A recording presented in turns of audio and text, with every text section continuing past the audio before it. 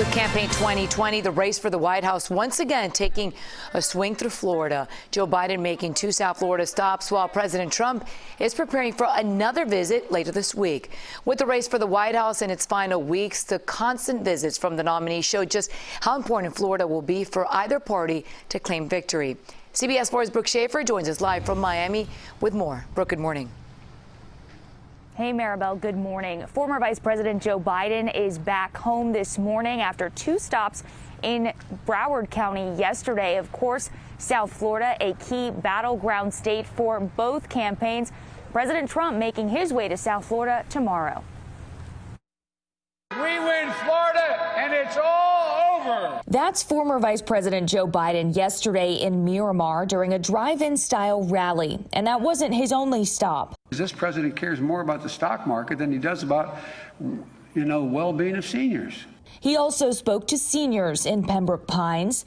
Experts say he has a slight edge with support among Florida seniors, a large voting bloc. This close to Election Day, making sure people, especially minorities, actually vote is key. That's why there's a push among Democrats to get people to the polls. There's so much things that can happen within the next 3 weeks, particularly as it relates to voter turnout.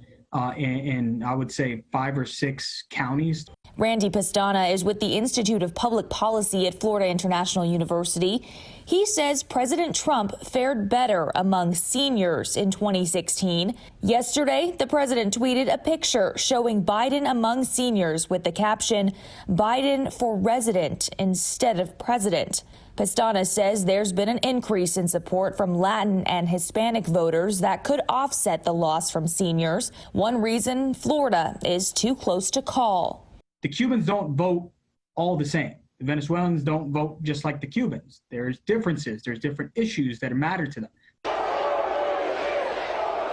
Meanwhile, President Trump was in Pennsylvania yesterday. Biden's a servant of the radical globalists, the wealthy donors, the big money special interests who shipped away your jobs. But he's planning to be back in South Florida tomorrow and in Ocala on Friday. The boating parades, the actual car parades, there's a lot of enthusiasm for the president, particularly in the northern part of the state. Current projections show Biden has a path to 270 electoral votes without Florida. Even though people are worried about the possibility of delayed election results, Pastana says we may have an answer sooner than we think. The reality is you'll get a good indication of who won the election once we get the Florida results.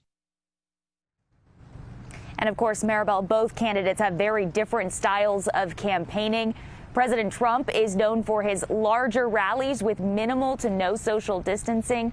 Meanwhile, Biden supporters yesterday in Miramar were told to stay in their cars. I'm live in Miami. Brooke Shafer, CBS 4 this morning.